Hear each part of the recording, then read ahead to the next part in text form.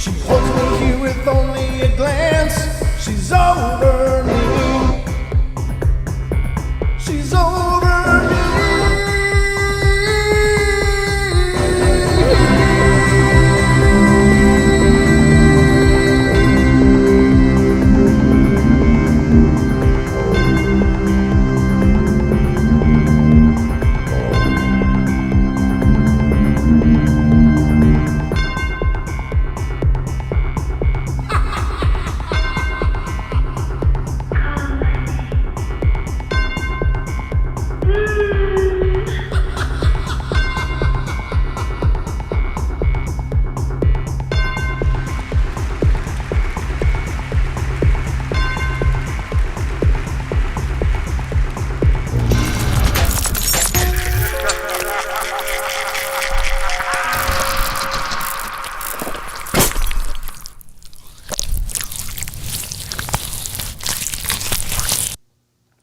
Oh my God, welcome ladies and gentlemen to the Paranormal Portal. These are our night terrors and silly Don. Even when you're here, are we ever on time? I mean, come on, you act like this is an anomaly. We just always kind of start when we start, but we try to hit it as close to the mark as we can. And sometimes we're closer than others, but generally speaking, we light the portal up as soon as we're able to. So here we are, and thank you all for joining us. Of course, it's absolute pleasure, all 7 of you so far. It'll improve. It will improve, I'm sure. But, we got a lot to go through tonight. Ladies and gentlemen, this is Night Terrors. As I said, it's an hour-long show tonight. If you're new to the portal, and tonight we're going to talk about the Filipino Aswang. And it's kind of a weird creature, something like a cross between a skinwalker, a vampire, and a shapeshifter, etc., etc., etc. So it's kind of an interesting thing. And then, of course, we're going to have a Germer file because we're going to showcase something you're going to get to hear before his own audience has heard it. So that was really cool as well. Special thanks to Wes Germer and the Sasquatch Chronicles for letting us use it tonight. And it is also having to do with the Aswang. So before I go any further, of course, let me introduce tonight's co-host, my firstborn child, and light in my eye, the gleam in my soul. One of 3 gleams, but he's the one that's here tonight. And this, of course, is Sheldon. How you doing, buddy? Doing great. How are you? Doing good, thank you. Good, doing good. We're cruising through the night, but everything going good in your world? Everything's going fantastic, except today was the first day of snow up in Minnesota. Really? How much did you get, or did it just melt? Oh, it was just like flakes, not even any amounts. Yeah, but it was just that reminder that it's getting that much closer. Yeah, and of course, being as you're in Minnesota, winter brings on a whole different meaning there. Whereas where I am in the north of Idaho, we get the snow, we get the cooler temperatures, but you guys go subarctic. I mean, it's just, oh my God, I don't miss that when the air hurts. It's so cold it hurts. Oh, it just instantly hits your bones and you feel it up through your entire body. Oh, wait till you get older. It only gets worse. Let me just tell you, the older you get, the deeper that cold cuts. I'm just telling you. Oh, yeah, I don't miss that part at all, as a matter of fact, but it is what it is. I guess wherever you are, you get some version of winter, but some places not so much. But that's not here, nor there. But glad you could make it tonight. Thank you for joining me. And we're going to dive into the night terrors, of course, throughout the journey. Ladies and gentlemen, you can call in and be a part of the show. And to do that, you'll have to call our phone number, which is right at the top of your screen, right up there. And it is 720-923-0500. Again, 720-923-0500 is the numbers for fun right here on the portal. And if you got something paranormal you want to share, I'd love to hear from you. Because it's a paranormal journey, after all. So let's get into that. But I think that's everything on the front end, right, Sheldon? Oh, I believe so. Oh, jeez. Those pesky mutes. Those pesky mutes. All right, guys. Hope you all are ready because it's time for bed.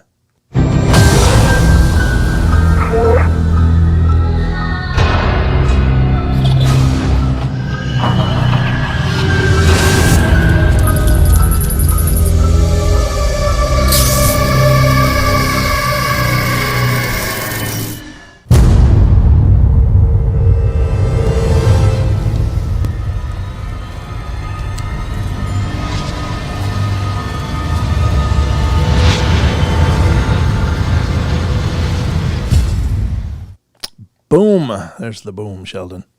That means we are officially underway here, ladies and gentlemen, and going to start conducting our journey. Don't forget, on the tail end of the show, we're going to do the night trail cam terrors, and they got some new images from my cousin's trail cam in Tennessee that we're going to go over as well. So the weirdness continues.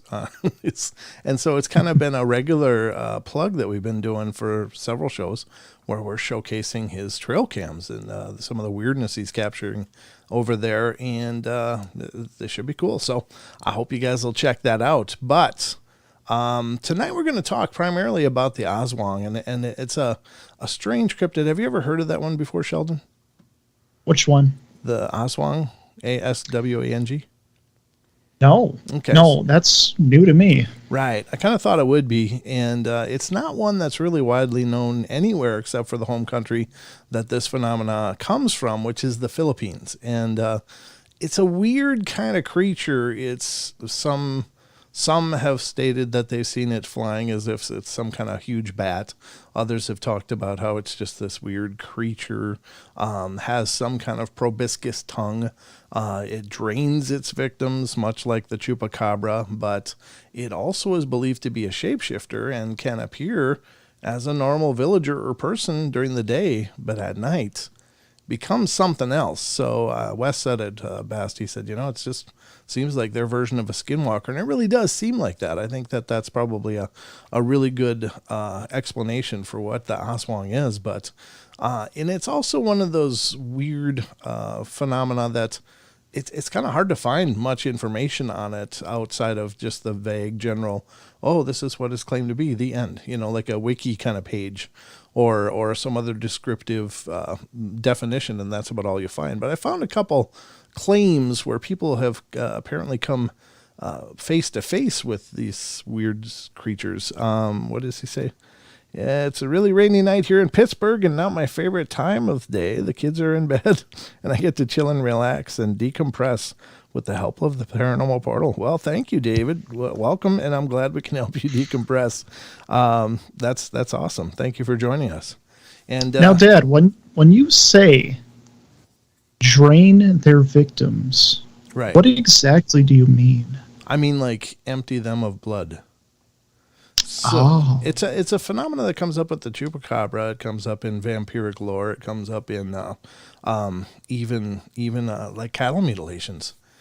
People are finding these creatures, all of them in different states, but the one key factor that all of them share is that there seems to be no blood. Like when a body dies, generally the blood will do what they call pooling. And wherever the body's laying, the side of the body that's on the ground will have where all the blood kind of coalesces and coagulates. But these bodies are, oddly enough, they're just drained of blood, as if whatever's attacking them seems to feed on it. And again, it's a big thing with the chupacabra or goat sucker, which comes from Central America and I think Peru, but I might be wrong. But it is, people find goats, they find chickens, they find any number of different small farm animals absolutely drained of blood with 2 puncture marks. And so it's very curious and it's very weird. I don't know.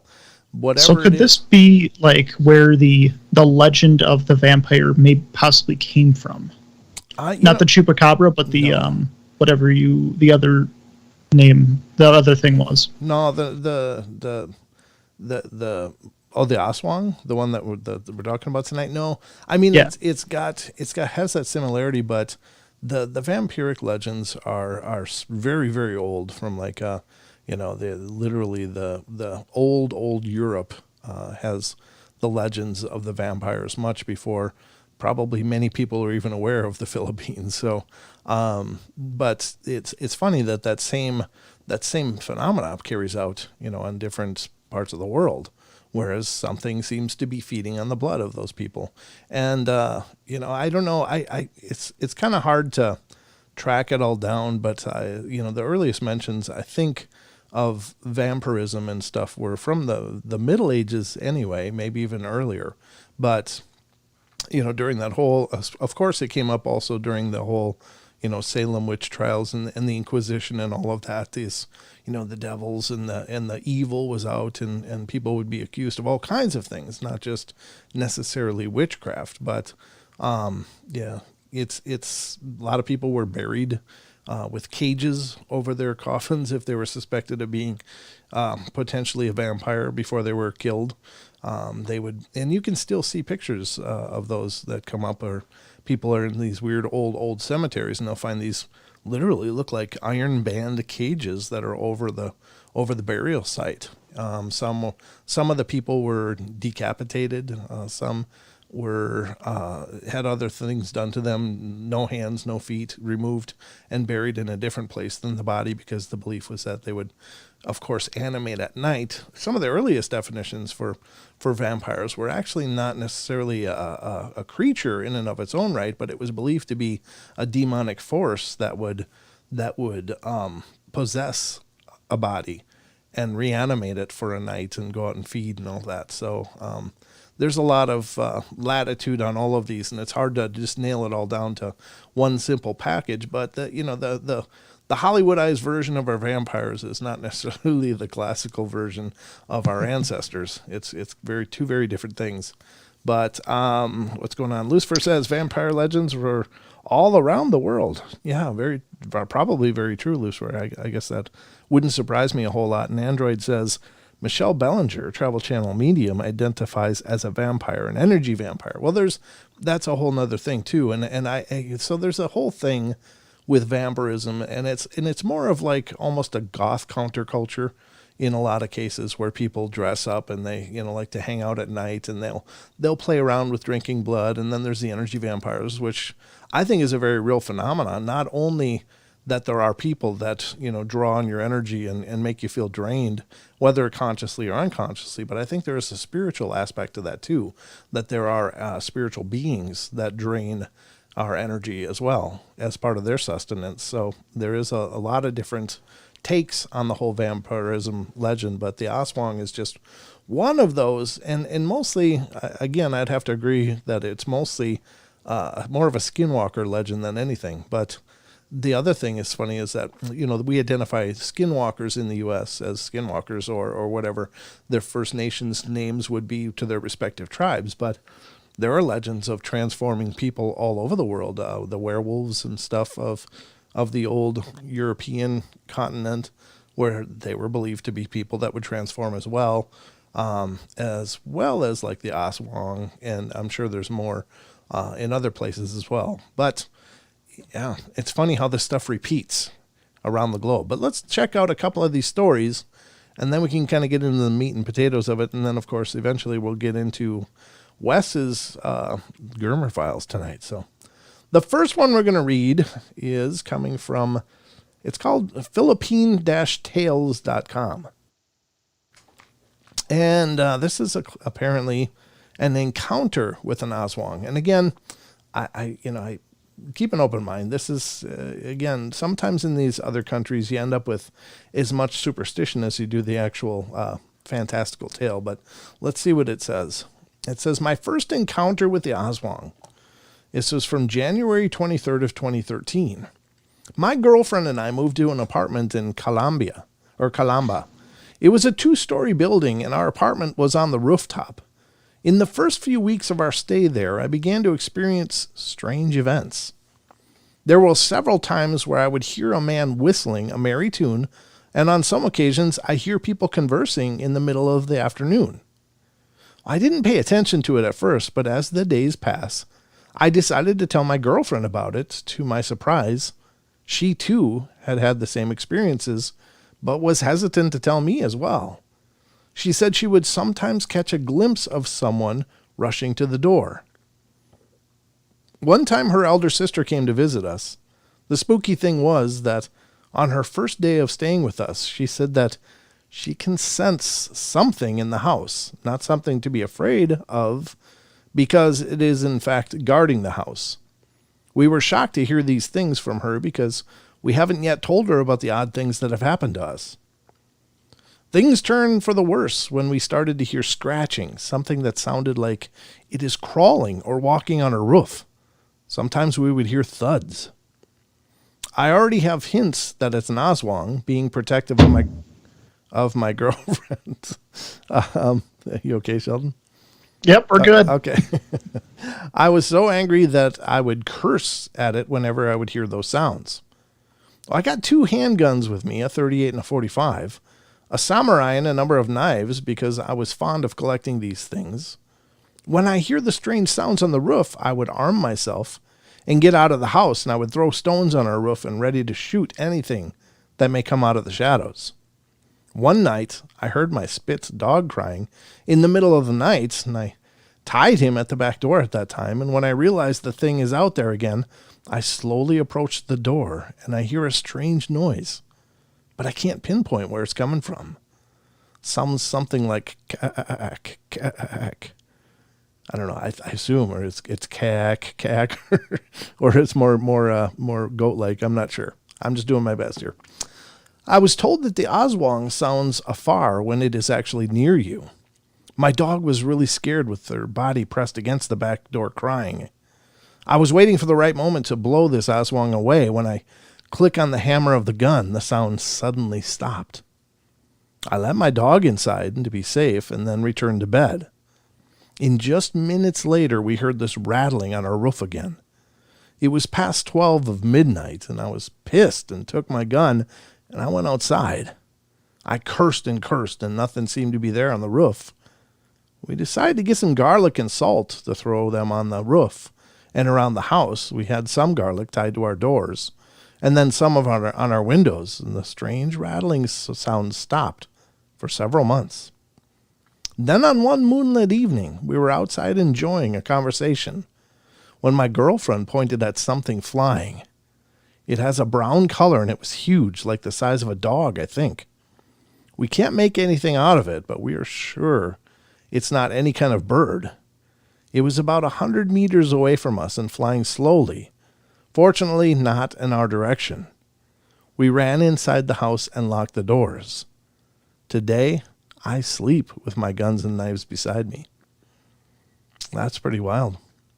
So that's pretty, yeah. This one almost sounds more like a spiritual type of presence, but maybe it has a physical aspect. But I guess this would probably be a good time to discuss what is an Aswang. And this I found from Thought Catalog, because this may help to coalesce this nebulous idea into at least some kind of definition. So this is from thoughtcatalog.com, January and Nelson was the guy that wrote it. I don't know, by January Nelson. Okay. That was the date. It was last updated May 20th, 2021. So it's been really pretty recently updated, which is cool. I like to have the most recent information. And it says 25 facts about the Aswang, the evil spirit who lives amongst humans. So here they're identifying it as a spirit. Okay. When they say facts, yeah. Well, it's more of a suggestion that it's probably the case. I think maybe facts is a pretty strong term to use in terms of anything paranormal, much less the Aswang. But these apparently are at least some points that are agreed on. It says you could have met an Aswang without even realizing it. Aswang explained, the Aswang is a shape-shifting evil spirit. It is a combination of a vampire, a ghoul, a witch, and a werebeast. Unlike vampires, Aswangs are considered daywalkers because they are not harmed by sunlight. However, they are weakest during the day because they do not possess their superhuman strength. During the day, Aswangs have bloodshot eyes because they stayed up all night long searching for houses where wakes are being held so they can steal the bodies. They only hunt in the darkness because they believe that is when God is asleep. I've probably met a few Aswang. I've seen a few people rolling around with bloodshot eyes. And I don't know. It was next to this weird store in Spokane. No, I'm just kidding. I saw these people emerge and they were smoking. Then all of a sudden they had these red eyes. They must be Aswang. Yeah. Aswangs are similar to humans. They experience a wide range of emotions, from anger to sadness to humiliation and happiness. They can form friendships and will never cause harm to their friends and neighbors. Well, that's nice. So definitely get on their good side, folks. Yeah. Aswangs are generally depicted as female. They frequently walk with their feet positioned backwards so they can use vocal tricks to disguise themselves. They will purposely get quieter and quieter to fool their victims into thinking they are walking further away and establish a false sense of safety. Aswangs live as quiet, shy villagers. However, at night, when they grow hungry, they will transform into bloodthirsty animals. Eesh. That's a hell of a picture, huh? Indeed. Yeah. There are different form of Aswangs. The tick-tick and the wak-wak. GG will have a new name here pretty quick. Which are sounds they make when hunting. They turn into large birds. Meanwhile, the Zegben transforms into the Tasmanian devil. However, they can also transform into a crow, a bat, a wild boar, a black cat, or a black dog. Aswangs can also transform the appearance of objects. They will replace their live victims or stolen cadavers with replicas made from tree trunks and other types of plants. This doppelganger will then return home extremely sick and die naturally to avoid suspicion. Aswangs eat the hearts and livers of unborn fetuses and young children. Ugh, Jesus. Okay. They attack by using their proboscis, which extends from their mouth and reaches into the mother's womb to suck out a meal while the women are asleep. Oh, that's horrible. God. That's just horrid. Ugh. Aswangs move quickly and silently. They are so skinny that they are able to hide behind bamboo posts. When they hunt, they prefer to travel as far as possible so their true nature does not become obvious to everyone in their town. They understand that if they were identified, they would be killed by villagers immediately. Like Mananangals, the wak-wak version of the Aswang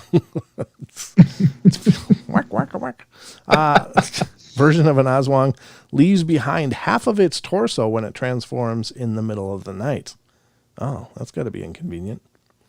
Just a sketch of a Mananangal. That's okay, so it's only half of it. Oh, I see. Yeesh. It says, if an Aswang ends up marrying a human, the partner will transform into an Aswang as well on their wedding day. However, it is extremely rare for these creatures to reproduce. Well, how do they get new ones? I mean, so let's say they're killed by villagers. How do they keep showing up? They must be they must reproduce, right? They would have to be. Maybe or immortal. Yeah. Aswang couples will most likely hunt alone in the middle of the night because they do not like sharing food.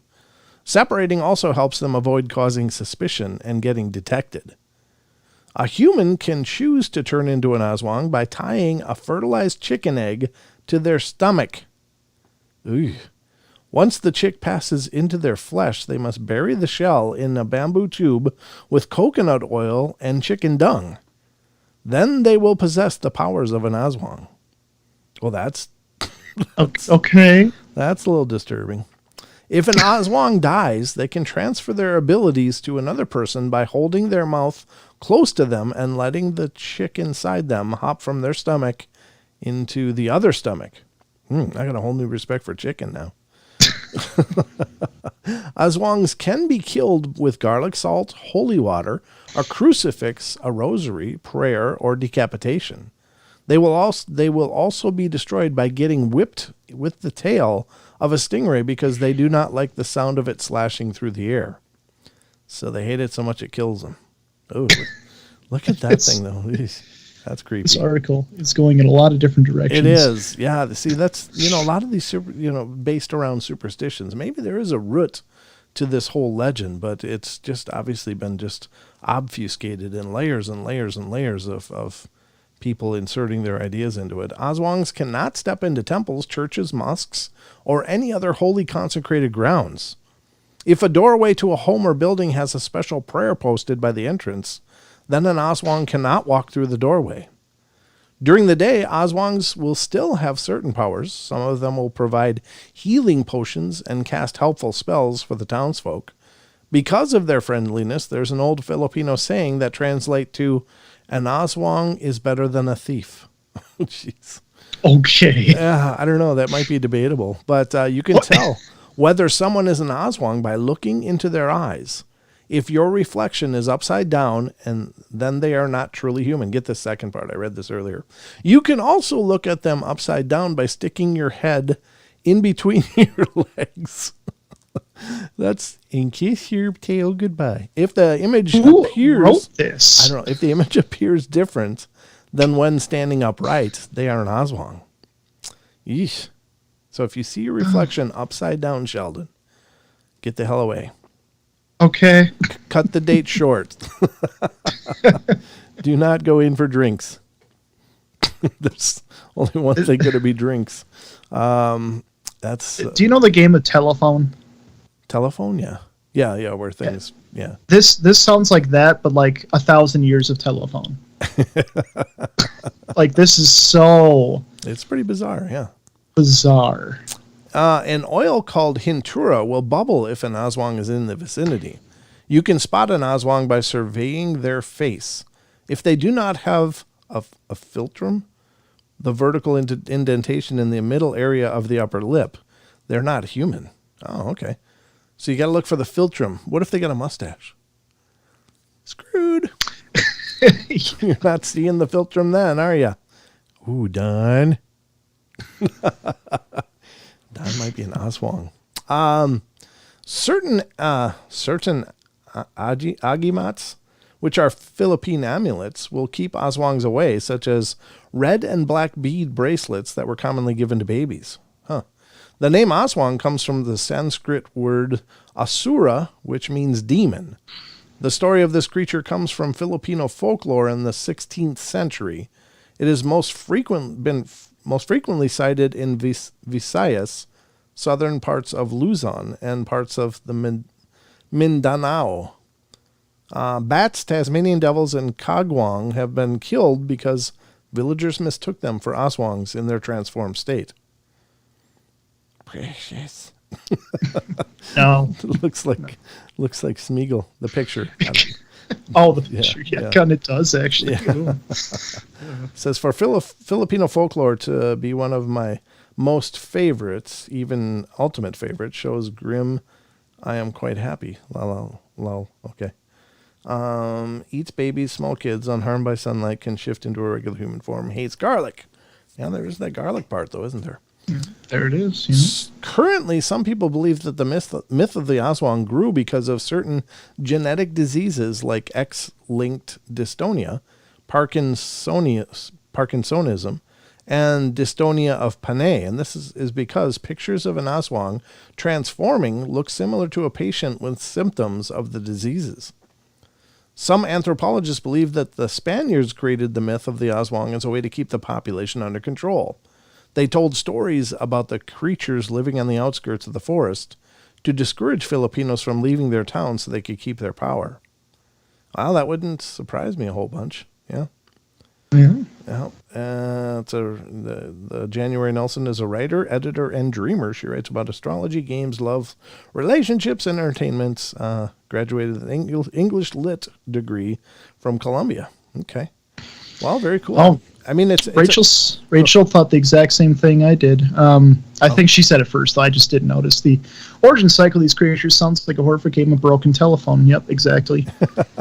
And Andre Purdy said, great point. That's why I always say there's at least some truth behind every legend or myth, but 90% was just added or change from hundreds of years of telephone. Yep, exactly. Yeah, That's what it sounds like. It sounds like they just combined like different legends from different like peoples and groups, and they smashed it all together into one. Yeah.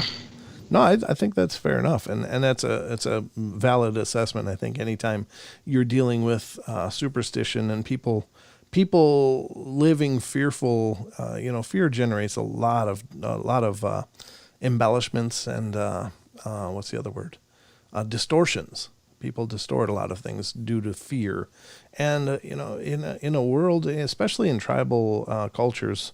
Most often they do believe very much in their spiritualism and in their legends and stories that were handed down generationally. So, it's no wonder that these stories were sustained and have been sustained. I don't know. It makes you wonder, what is the truth underneath all of this, and hell, I don't know. But well, like it said, people who had that disease or whatever it was, whichever disease specifically, seemed to be, they were confusing them. So maybe I don't know. Maybe that's where it originally came from, and then it was embellished. I don't know. Yeah, maybe very well true. But we're going to go to another one now, and this is an article from omehra.medium.com. And the story is The Rock and the Aswang. One dark night, my cousin was found unconscious on the ground. The Aswang creature got him. So let's read this story. And this again, when is it from? It's from 2018, July 22, 2018. I guess the author is Omehra. Okay, Omehra. So let's check out and see what it says. In the Philippines, the Aswang is a fiendish supernatural creature that will drink the blood of an unborn baby. One night, my cousin was found unconscious on the ground. I think the Aswang got him. Let me blow this up a little bit because it's like micro font. Okay. When I was 10 years old, we moved from the coastline town of Marina, California, to Bacolod City, a little town on an island in the Philippines. While our new home was being built, we lived in the big house of my maternal grandparents, Lilo Pisyong and Lola Tilde, and this is one of the 3 big houses in the family compound. There were also 3 small houses and 1 small apartment building. In the center of the compound is a small grove of tall, hardwood sandhole trees, about 50 years old or older at that time. They're still standing to this day, and we are all getting close to being 100 years old now, okay? Everyone who lived in the compound was related, cousins, aunts, which is titas, and uncles, which is titos, grandparents, lolos and lolas, siblings, first and second cousins. In the 70s, being that I and my brothers were young, wide-eyed, and gullible, Balikbayan kids, newly arrived from the States, my cousins eagerly shared their stories of local superstitions. They described Aswang, which is blood-sucking monsters with extremely long straw tongues, duende, gnomes, okay, I didn't know they had duende in the Philippines as well, that leave footprints on the ceiling, fairies that can take you to their kingdoms, and white lady ghosts that haunt the streets. What I learned was that an Aswang was an evil Philippine vampire creature with red eyes that ate babies still inside of their mom's bellies by inserting their long straw tongues into the belly button of the mother. Ew. And my cousin also told us that Aswang made the sound tick, tick, tick, tick, tick, tick, awfully much like the sound of a butiki lizard, but also the sound of a bolo or machete tapping on bamboo. Ever since I heard the story, I was reluctant to look out of my window at night. I was terribly afraid of seeing red eyes staring back at me from the inky black space outside the window. One night, with these horror stories tucked in the far corner in the back of my head, I left my Tito June's apartment at night. I just finished having supper and watching TV with him. Tita Liling and my cousin Rushti. Okay, and by the way, did I say that it was night? Yes, you did. I want you to know that I was quite afraid of the dark as a little girl, and here's how scared I was. My 2 brothers and I weren't supposed to watch horror films. Our mom forbade us. But when she worked the night shift in California, we'd stay up like the naughty kids we were, and we'd do the forbidden deed anyway.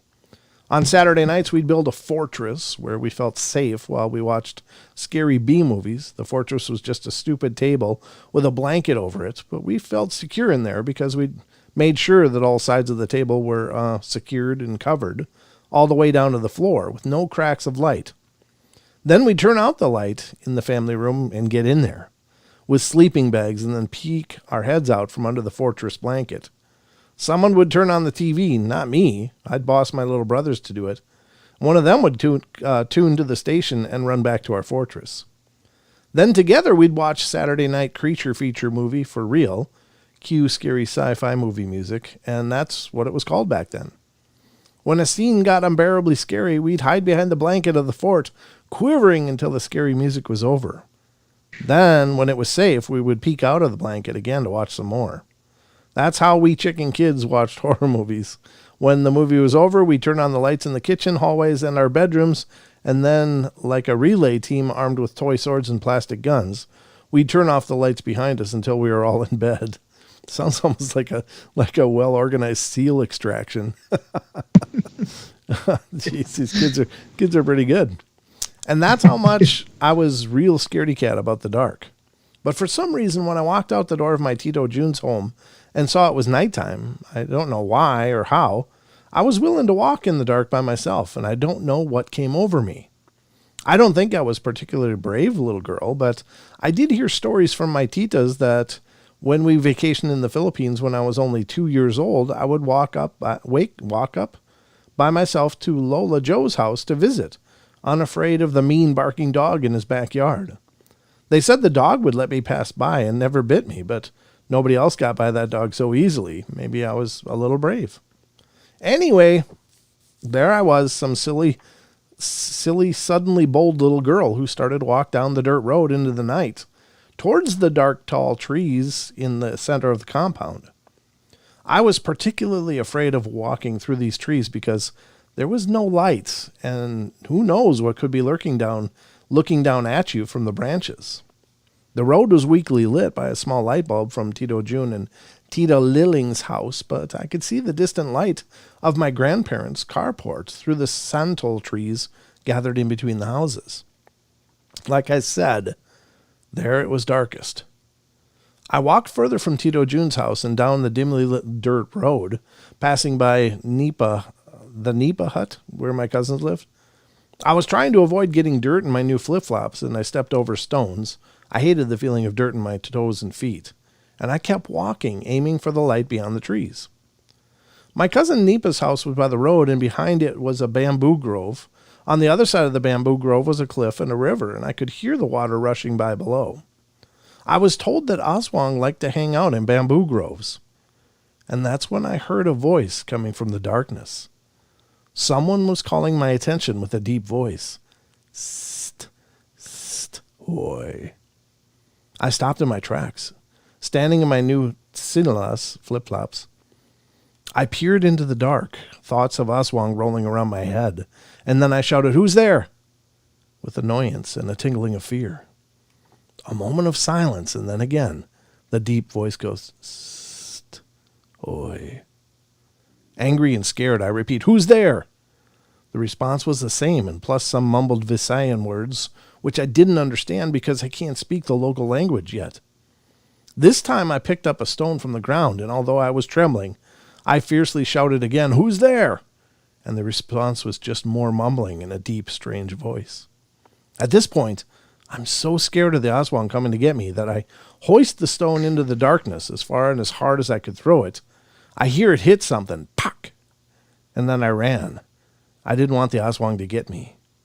So I ran through the dark, down the rest of the rocky dirt road, scurried through the tall fruit trees, through my Lolo's carport, until I was at the doorway to my Lolo's dirty kitchen and the maid's quarters.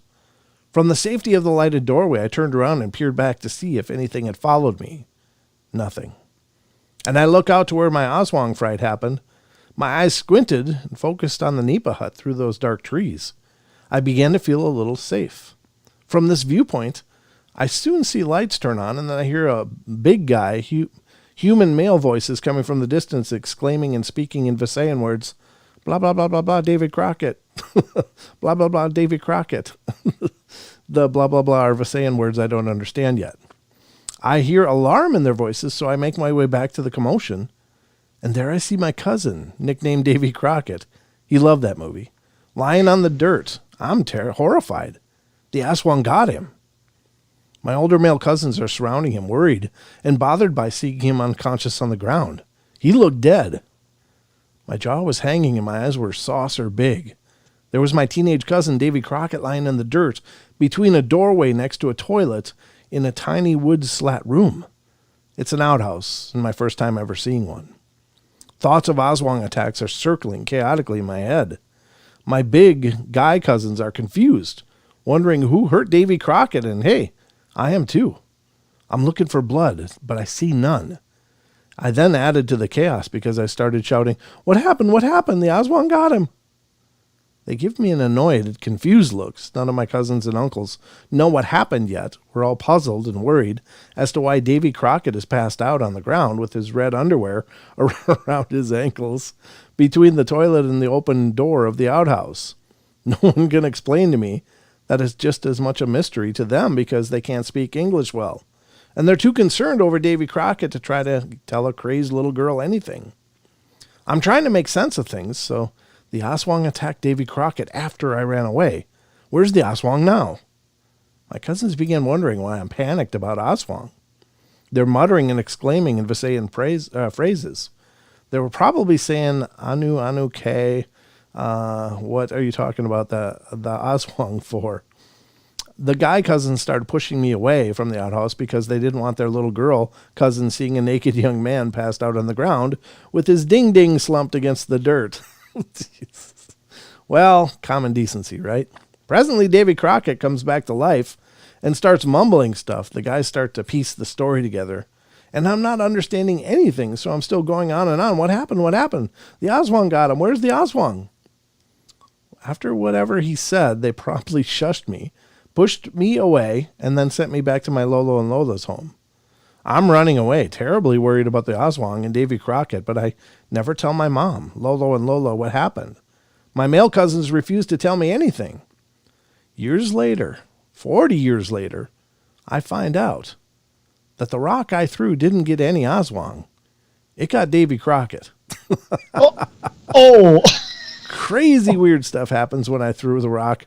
Without aiming, it actually was flung far enough, strong enough, and passed through a cracked outhouse door and clonked my teenage cousin on the head.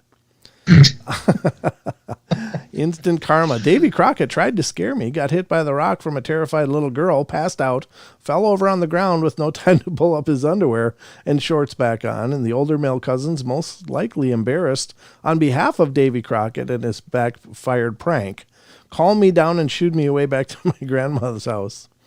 Regardless to say, Davy Crockett could never look me in the eye or talk to me since then. And come to think of it, the other older guy cousins would look me in the eye and then give me a curious look. Maybe they were all a tiny bit afraid of me after that too. Don't try to pull anything other than the little kid Pearl. I only found out the whole story of what happened 4 decades later when I was a grown woman with adult kids. It was the female cousins, all mothers now, who explained everything to me, laughing. So there you go. It wasn't an Aswang. It was her cousin being a dick. And he kind of got what he got. I mean, deserved what he got. But there you go, folks. Don't try pulling no pranks. See? Might end up. That'd be me. Mm-hmm. That would be you? Yeah. That would be me, yeah. Maybe so. But you know what time it is, Sheldon? Adventure time. It's time. It's time for a segment we haven't done for a while. But we're going to do it now. Ladies and gentlemen, the Germer Files.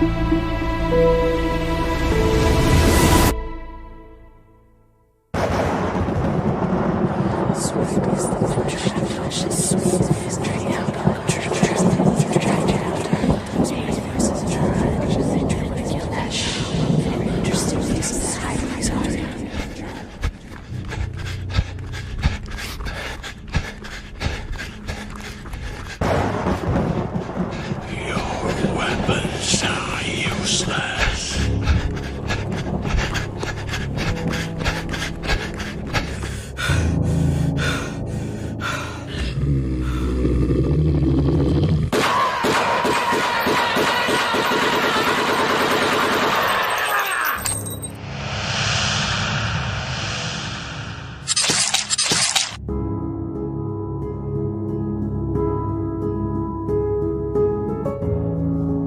The first soldier who was killed was out on patrol by himself.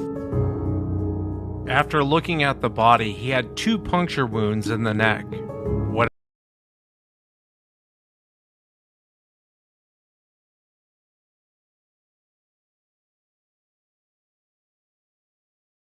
Not sure what happened there, folks. Let me see. Might have just got us a little bit of a glitch here. Hold on. What happened? I don't know. Just stopped. Stopped dead. Boom. Done. Oh.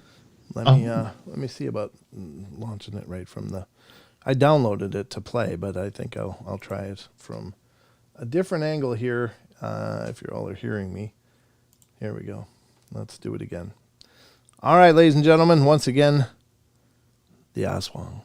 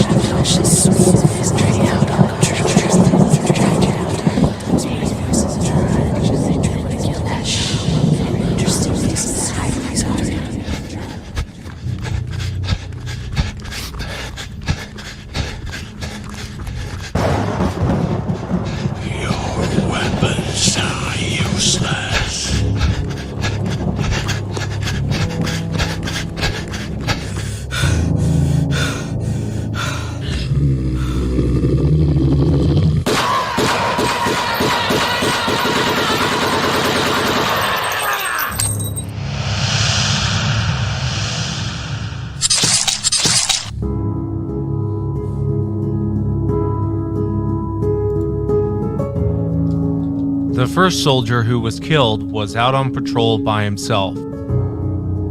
After looking at the body, he had 2 puncture wounds in the neck. Whatever attacked him must have had huge fangs, and it looked like it had drank all of the blood from the body. Unfortunately, this wouldn't be the last victim I would find. 刚才真是太险了，我今天真是走运了，我这实在太幸运了，今天真是走运了。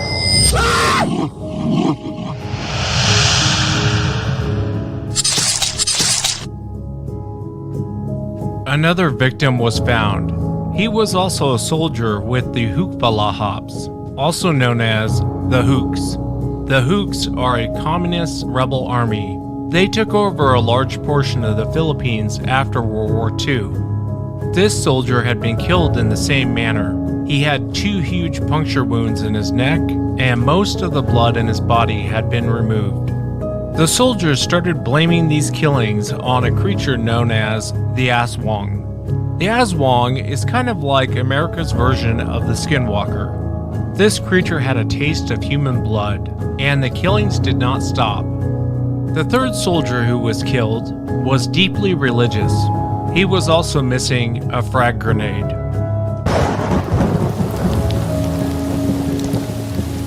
Rokoni mashatale me kete de bashole me kete de basole me kete de mashokole me shikete. Lo sontole me kete de bakote de basole.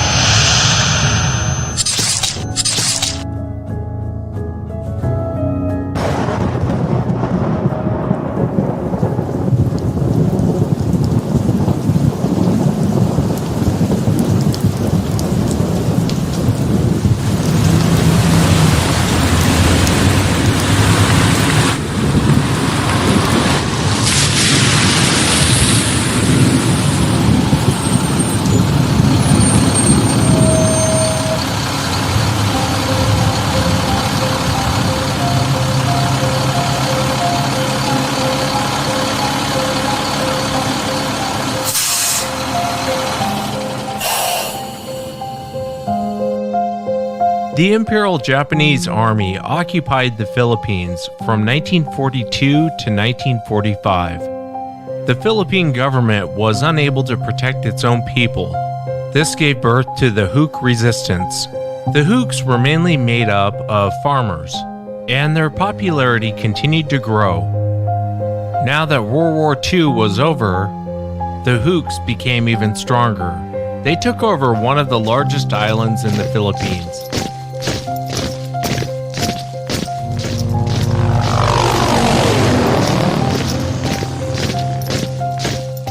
They had their own system of government, their own laws, and their own military, which was very large, to back them up. 你区有多个持有武器的敌人，上头指令正在进行中，与敌面已联系。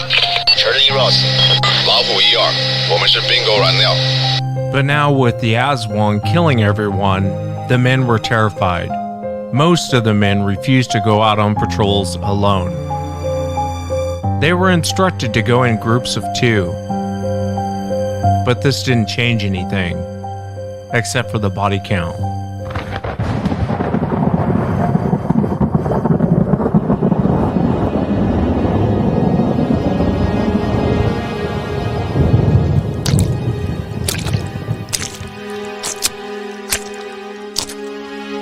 我愿意干啥就干啥，包括走过去给你一拳，听懂了吗？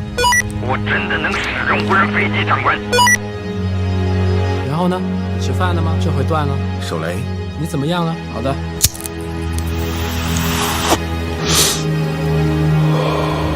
我是说真的。没有，我肯定他们之间没什么。他们抓住了下毒的菲律宾厨子。不知道，我啥也没听说，他们就让我来跟值班员汇报，我就来了。Your weapons are useless. 没错，没错。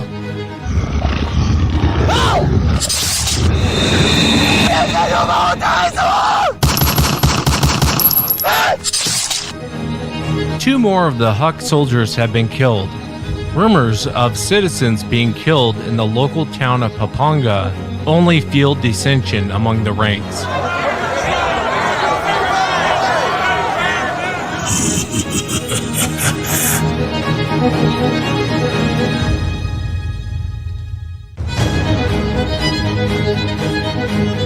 The Huk's leadership started moving their base of operations away from their stronghold position.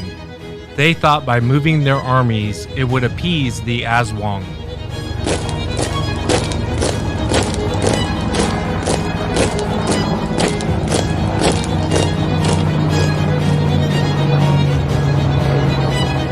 But it seemed like the Aswang was following the Huks, and the killings continued.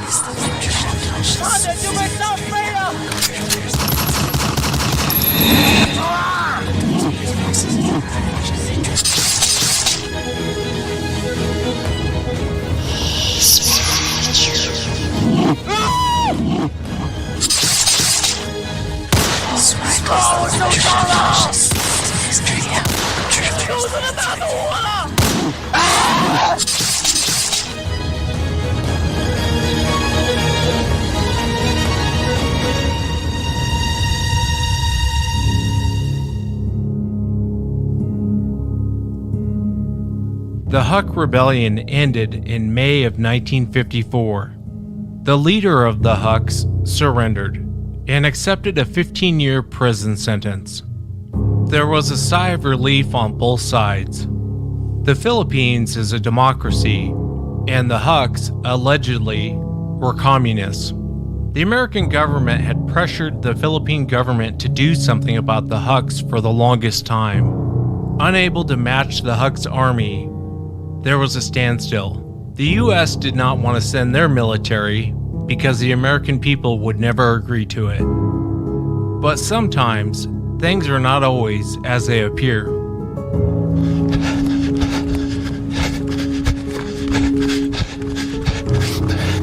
I got movement. Contact. Request permission to engage with intent. Conduct a smash. Over.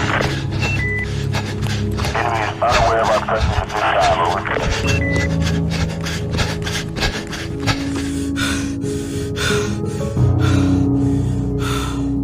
Ah!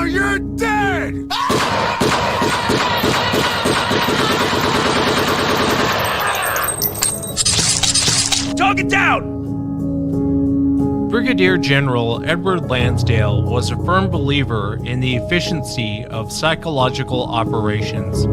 He knew that the Americans would never agree to send in troops. It would have been a bloodbath. Hitman 2-3, Echo 5 Foxtrot. This is Hitman 2 Actual. You are approved to engage in 5 mics. Lansdale believed to be successful in psychological warfare, you need a firm understanding of the social and cultural beliefs of a target. We got you surrounded! 我活着实在太幸运了，走晕了。 There's nowhere left to run! Target down! In order to create an effective Aswang army, special forces units not only had to slaughter Huck rebels, but also local villagers. They would place the bodies in places in order to be found. Your weapons are useless. The military would call blast terrifying sounds from the forest. They created a special weapon to kill with. It had 2 prongs, made to look like fangs. After the victim was killed, he was strung upside down to allow all of the blood to drain from the body. God might be able to save you from the Aswang, but not the CIA. 2-3, be advised, we have a visual on enemy version grid, Papa uniform 259er, 119er. I don't know we're onto them. Break. Rokonima shatane mekete de bashole mekete de basole mekete de mashokole meshekete araba. Loshontole mekete de bakoto de basa. Take cover!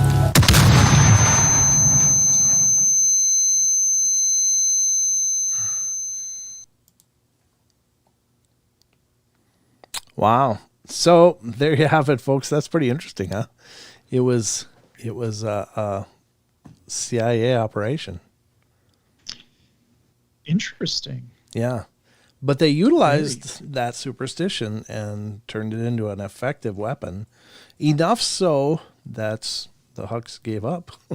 They stepped down. They didn't want to do battle with the supernatural anymore. So it's kind of, it's really not paranormal, but it's interesting how deep our superstitions, our legends are ingrained into our psyche and can be so handily utilized to just demoralize a whole standing army. That's incredible. Wow. And it's disturbing as well, Yeah, that's what I was thinking too. Yeah, it's kind of disturbing because, of course, everybody that a government doesn't like, well, they're the bad guys. We're the good guys, but they're the bad guys. But I think, if anything, the current trends are showing us that, look, there's always more than one side.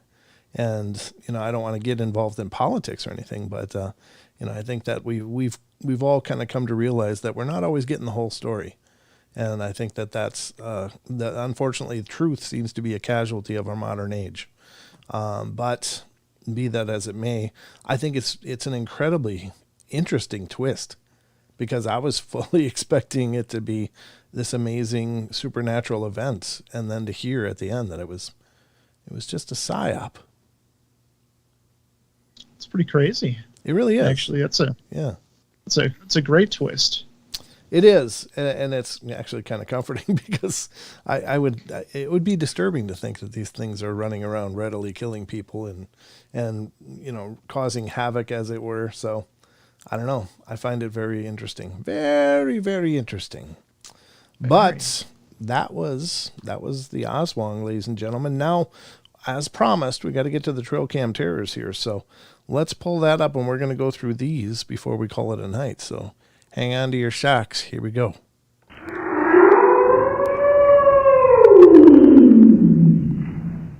All right, everybody. Welcome to tonight's trail cam terrors. And we are going to dive into the new batch of photos that were sent to me by my cousin regarding his trail cam and some of the weirdness that he's caught on it. And just, I imagine this was just last night. So you guys are getting it like hot off the presses. He sent them to me this morning. He's like, dude, check these out. I'm like, oh. So let's take a look at them, shall we? And we shall. And we shall. So I don't know much about the weather conditions, but I'm assuming that he included them because it doesn't make sense that these should have these specks and stuff flying through it. But let's get to it here in a second. I'll put it up on screen. Here's the first one that he sent me. And as you can see, there's lots of weirdness, specks of something shooting through the screen that I guess he's not expecting should be there. There's a couple of really good ones coming up, but here's some more. And you can see the motion between those two shots. Let me back out. And it's hard because I'm not cued in. There's one, there's two, there's three. Now look at that one. This is really, really interesting because it's really streaking. Whatever this is bigger to the point to the point that it's creating a motion blur. But when you look at the one that's closest to the lens, that's really the most curious because it really does have these thicker parts and thinner parts where it's literally translucent. Could be the motion blur causing the translucency as it's moving through the frame. It must be moving really quick though. But he has. I would say it's either depending on how the what is that called? How long it shutters or whatever. Yep, the exposures, the shutter speed. Yeah. Yes, depending on that, those all could be leaves because it's fall and you can see all the leaves on the ground. Sure. Otherwise, I have no idea. Yeah, I don't know. I don't know if their leaves are all down prior to this or not, but there's always stragglers. It's not uncommon to be losing leaves into the, well into winter still. But some of these, they're just very peculiar. And you can see some of them way out far, but not close.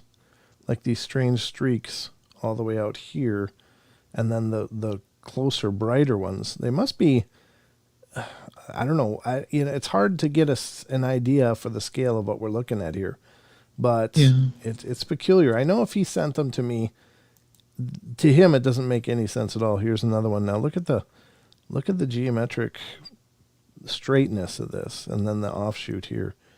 That's very strange. Again, could be a streaking due to the longer exposure, as Sheldon is suggesting, and it's possible. I'm not naysaying anything, but it's just important to try to figure out what this could be. What are these little elements flying through the screen if they are just normal things? But this one here is the one that really catches my attention. This and the wispy one in the last frame was very, very strange. Let's continue going here. There's still several to go through. So now this one is absolutely clear. It's still got triggered, but you can see in this one that, what is the date on this one? 11/11/2021. What is this one? Yeah, it is last night. Okay, so this is 2:25 a.m. 11/11/21. So this is actually, earlier this morning. Huh.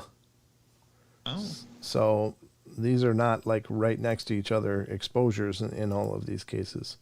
Here's another one. Now this is a weird anomaly appearing through the entire frame almost. This streak right here. And you can see when I go back one, it's not there. Oh. And boom, now it's there. And there's some other things that are appearing too in the frame, but it's kind of nebulous. It's hard to see what they are. But that light, I don't know, it looks like a light leak or something or something like that you might see, but I don't know. It's moving through the whole frame, whatever it is. It's moved through the whole frame in that one exposure. Let's get is that the last one?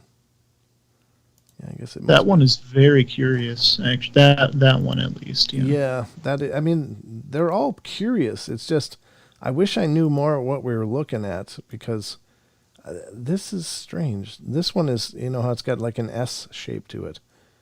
Is really kind of, I don't know, just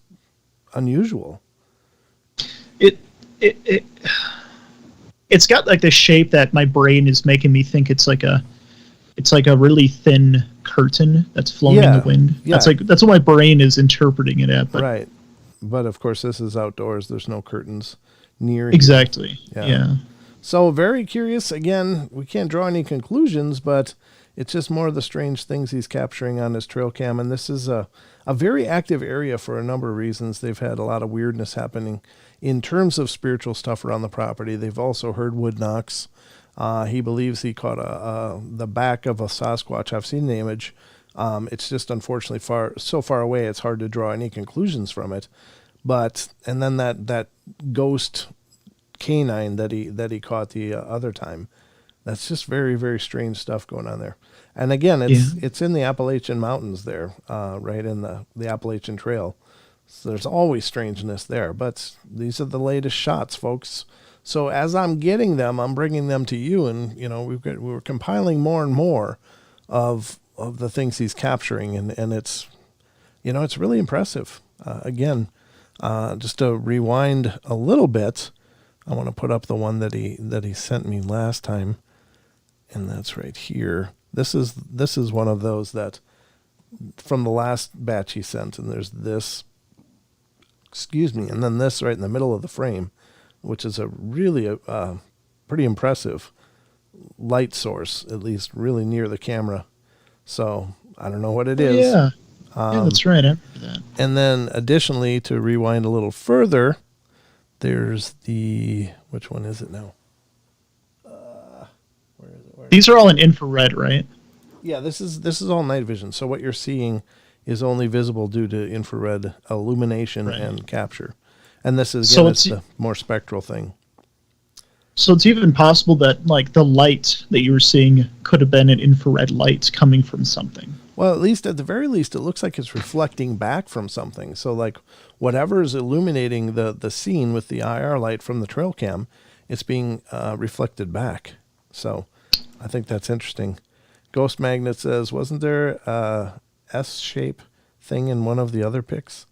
I don't know. I don't recall that personally, but I can look through that and see when we do our next batch. We'll tie that in if there's any between the several batches that we're getting. Are we getting anything that looks like, looks the same or similar to the other ones? But yeah, this one is the one that really shook me because, again, they got the legend of the devil dog in the area. People missing small livestock and stuff from their pens, including rabbits and chickens. Now that could be a fox or a coyote at any rate, but apparently the way they're being lost is very questionable, like from closed up pens and stuff. So it doesn't make a lot of sense. But that's tonight's Trail Cam Terrors, folks. Again, you be the judge, but I'm just bringing them up because I think it's very interesting stuff and it's worth exploring. And we'll continue to look into these as they become available to me, as he sends me more. We'll definitely keep looking at them to see what we can figure out. But there you go.